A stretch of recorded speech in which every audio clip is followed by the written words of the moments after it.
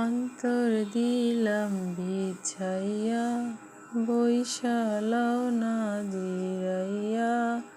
যদি তোমার চাই মনে, পরাণ রাইখা পরাণে, নয়ন রাইখা নয়নে। হ্যালো, আসসালামু আলাইকুম, সবাই কেমন আছেন?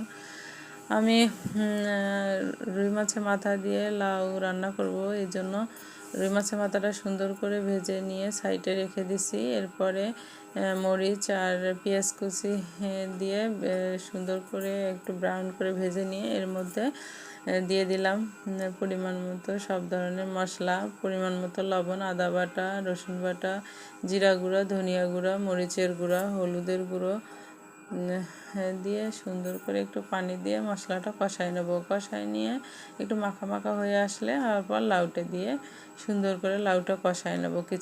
কিছুক্ষণ কষাই নেওয়ার পর পরিমাণ মতো পানি দিয়ে বসাই দেব। বসাই দেওয়ার পর মাঝে মাঝে একটু লাউটা একটু নাড়াচাড়া করব, একটু কিছুক্ষণ কষাবো।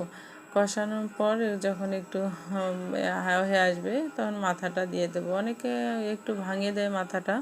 আমার বাচ্চা আছে, পরে যদি বাচ্চা গলায় লাগে কাটা, এই জন্য আর কি দিলাম না, এবার আস্তই দিয়ে দিলাম। পরে ফাইনালি শেষের দিকে একটু ধনিয়া পাতা চিকন করে কেটে রাখছিলাম, ওটা উপরে দিয়ে দিলাম, ফ্লেভার সুন্দর আসে।